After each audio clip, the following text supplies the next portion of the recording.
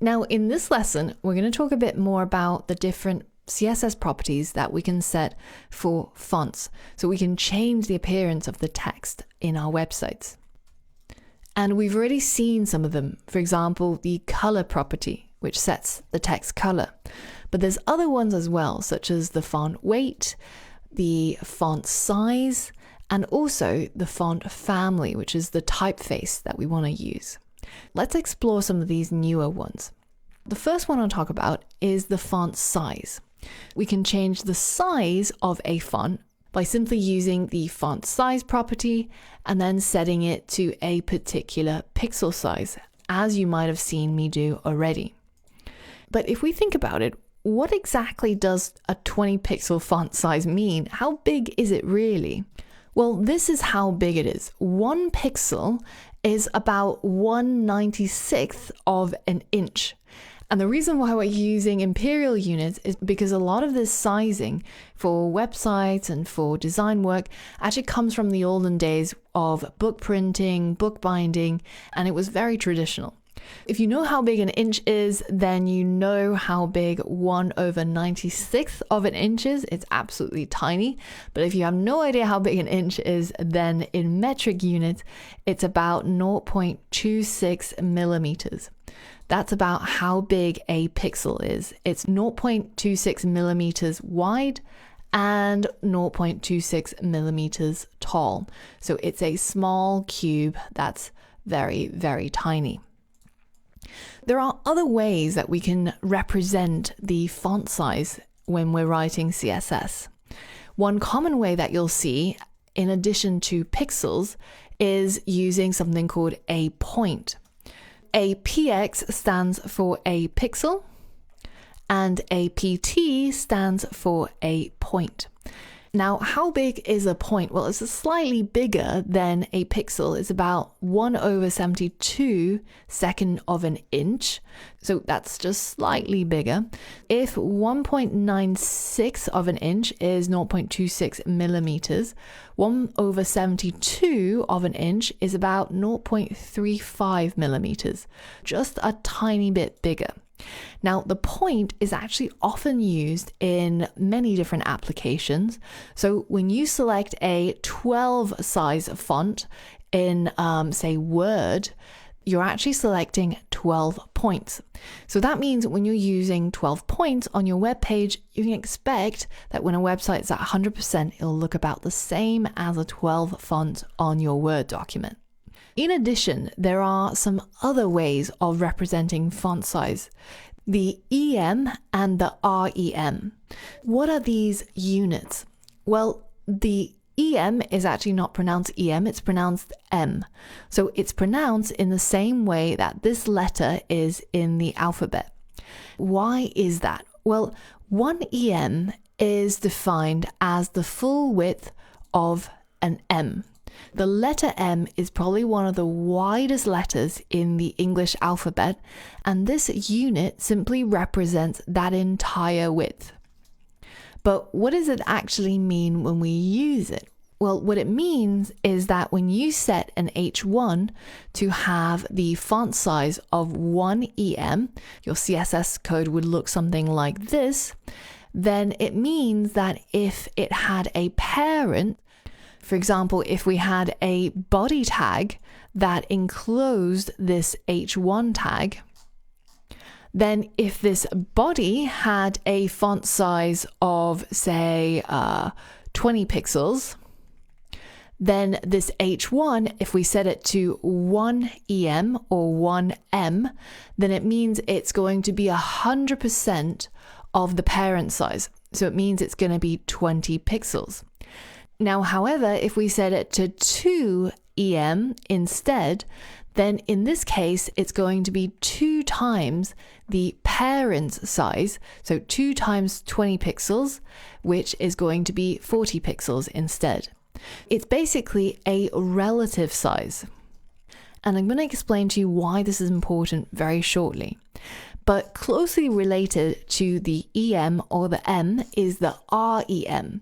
And it's got that extra word R. And basically it works the same thing. It's a relative size, but it's now relative, instead of to the parent, it's relative to the root of your HTML file, which, if you remember, the root is usually an HTML element that encloses everything inside. What is the difference then between the EM and the REM? If we take a look at this code where we've got a body tag that encloses an H1, and then we've got a footer tag, which is one of the tags that you can use to define a section in your code for the footer area of your website, then inside here we've got an H2 that's enclosed. If I set my H2 to have a font size of 2EM, and my footer had a font size of 20 pixels, then 2EM is 2 times 20 pixels, which is equal to 40 pixels. So this H2 is now 40 pixels.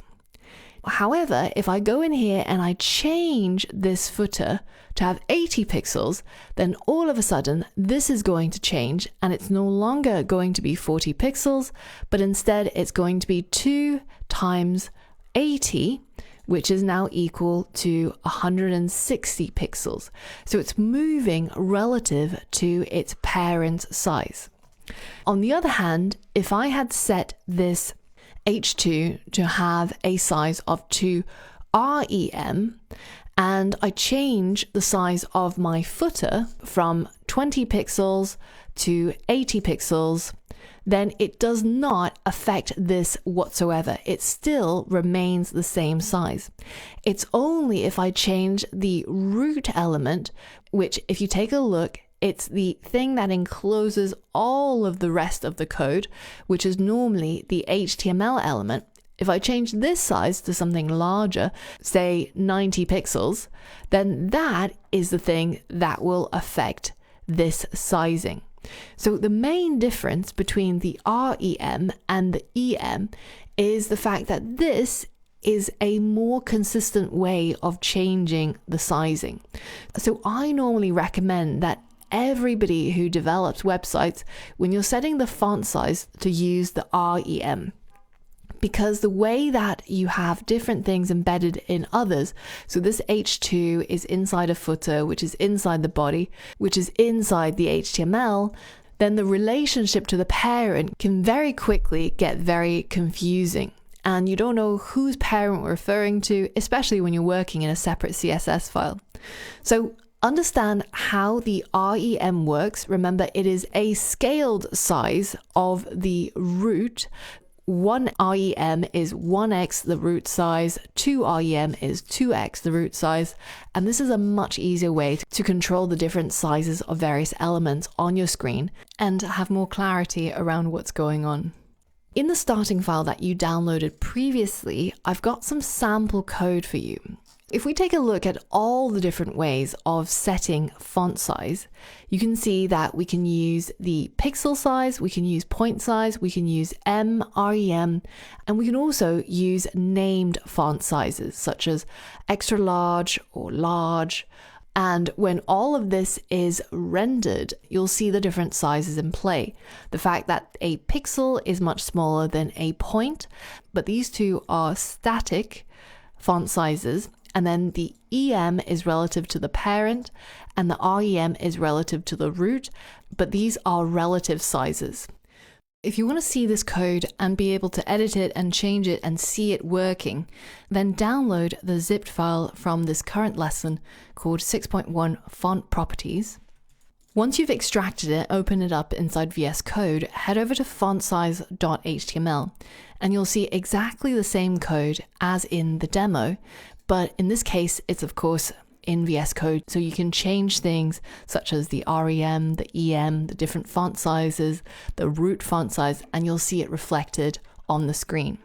For example, if I change this root font size from extra large down to say 20 pixels, then you'll see that this paragraph change accordingly because its size is based on REM. So have a play around with that so that you can understand what's going on. There are some other font properties that I want to briefly cover. One is the font weight, which is relatively simple. You can have normal or you can have bold, and we all know what that means. It just makes the font look a bit heavier. But out in the wild, you might see some other ways that people use to change the font weight in addition to the basic keywords. You can have a relative font weight, which is relative to the parent, to have the font lighter or have it be bolder. In addition, you can also use a number from 100 up to 900 to determine how light or how bold you want the font to be. And similarly, when we say lighter, it basically minuses the number by 100. And if we say bolder, it just makes it bolder by 100, somewhere along this range. In addition to font size and font weight, there's also the all-important font family. And this determines what you want your text to look like. For example, in this first example, we've got the font family that is set to Helvetica. This is a particular typeface. And the name is called Helvetica, but this is a Mac-specific typeface. So there are many Windows computers that do not own this typeface. That's why very often when we write a font family, we don't just write the font name. We have a comma, and then we have a backup generic font type. So in this case, it's a sans serif. A sans serif is simply the type of font where all the edges are pretty much at right angles. If you had these little feet or these little decorations at the edges of your letters, then very often what you're looking at is a serif type font. So that's the main two types of different typefaces. And in later lessons, we cover typefaces in more detail. So you can either search for that lesson or wait until it comes up to learn more about that. What is important though is having this generic typeface. This means that when you have this set, that Mac users will see this font, but Windows users will see something that's relatively equivalent and it'll be automatically displayed for them when it doesn't work. Now, what if you have a font that has many words in it? For example, Times New Roman consists of 3 words.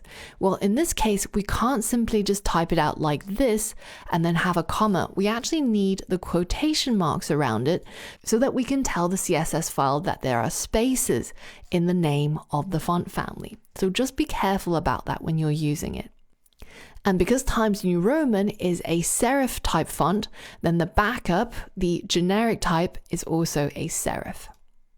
Now, what if you want a completely custom font that maybe the user doesn't have? Well, one of the best places to find free fonts is going over to fonts.google.com. And here you can find all sorts of different fonts, and there are so many for you to choose from, and you can browse to your heart's content. Now, I want you to do this with me. Go over to fonts.google.com, find a font that you like. So maybe I really like a particular font. And if you click on it, sometimes you'll see that it has different font faces for the different weights. So there's bold, which is 700, or regular at 400. But then other fonts you might see in here doesn't actually have any weights other than just the regular one that you can use. Depending on which of these type you have, simply select the weight that you're interested in. For example, with this font, maybe I want the medium size. And with this font, maybe I'm just going to select a regular one. And once you've selected that, if you go to the top right corner, you can see all of your selections. So you can remove all, or you can remove the ones that you're not interested in. But either way, you should end up with a font that you want to include. Now make sure that that link is selected and then copy that over to your starting file. So select the fontfamily.html. Inside the head element, just after the style tag, go ahead and paste all of that in. And this is basically a link that is going to pull in the Google font for any user on the internet. So it doesn't matter if they have a Mac or a PC or which fonts they have downloaded on their computer, they'll all be able to access this font because we're including it in the link. And then let's go ahead and copy the CSS rule, which Google has very helpfully included for us. And if you scroll up, you'll see that I've again got an internal style set in here so that we can more easily see the CSS alongside the HTML on the same file while we're doing the exercise. Let's go ahead and create an H1 here. And I'm simply going to write the words font family because that is what this page is all about. And then let's right click and show it in the preview. Now I want you to set the H1's CSS style to the one that you just copied over. Pause the video and do that right now. All right, so we need to target the H1, of which we've only got one, so we can use the element selector, and then we paste in our CSS style as easy as that. And you'll notice immediately that updates that font into our custom font from Google. And it doesn't matter what you've chosen, this should always work as long as you've included all of the links that are required and added in the relevant CSS. Also on this page, you'll see the different font families, for example, the Helvetica and the sans serif, or on a Windows, the default sans serif will be an Arial type font. And then you've got serif type fonts, which are the ones with the little feet that I mentioned. You've got these sans serif fonts, and you've got all of these other generics, such as cursive, monospace, and fantasy. Cursive is a little bit curly, that's how I remember it. Monospace has all the letters occupying the same width, so similar to a typewriter or code. And fantasy is usually something kind of wild. And these generic fonts will be different depending on the computer that you use and the browser that you use. So you might not see the same type of fonts that I have here. But if you specify a specific font and you make sure that it's linked to, then we should all be looking at the same font face right up here. And notice how when we copy that over, it specified the specific font, but also a backup font in case these links didn't work or something messed up, and it would default to a cursive font. The generic cursive font would then look like this. So the final thing I want to talk about in terms of text styling is alignment. So text alignment. And there's this property called text align where you can set it to say centered, or you can set it to the left or to the right. And you've also got some values like start and end. And basically start is when you have text that maybe starts writing from the right to left, such as in Arabic. And so in this case, the start is actually here and the end is here. But then if you're working with Western text, then the start will be right here and the end will be right here. That's just a more flexible way of determining the text align. But all in all, this is a pretty simple property. And you can take a look at it in the MDN docs to learn more about what the other values in addition to start, end are, and try the demo to see how they work. Now, once you've done all of that, I've got a final exercise for you, and that's located in the index.html here. There's a number of to-dos I want you to complete, and I want you to go through them one by one. It involves changing some colors, changing some font sizes, font weight, font family, the text align, and also changing a root element font size. The important thing is that you don't change any of the CSS that's already included, but instead write your CSS below in this internal style element so that you can quickly refer to the to-dos and see what you need to write in the CSS. Don't worry too much about setting external CSS. We're just completing this as a quick exercise. And remember, while you're doing this, if you want to see what the end result should look like, go ahead into the goal.png to see all the colors and layout and relative sizes of everything. Pause the video now and go through each of these to-dos. All right, so let's go through the solution together. Now, step one was to change the color of this particular element to a named color called coral, and the solution should look something like this. The second one is to change the font size of this element to 2 times the size of the root element. Remember, to do that, we have to use the REM, and 2 times the size is 2 REM. I've selected it based on the size ID, and I've changed the font size to that. The next step, I've changed the font weight of this element to 900 by using the font weight property. And then we changed the font family of this element to use the caveat font with a regular font weight. So I selected that font from there, and then I added in all the required links just before the end of the head section, but outside of the style section. This is very important in terms of placement. And then I added in the font family and a backup font in case it goes wrong. Next, I changed this particular paragraph element so that it's right aligned. And finally, I changed the root, which is the HTML element, to have a 30 pixel font. And when that was changed, then the 2 REM one, which is the font size element here, actually changes with it. So it gets bigger or it gets smaller, depending on the root size.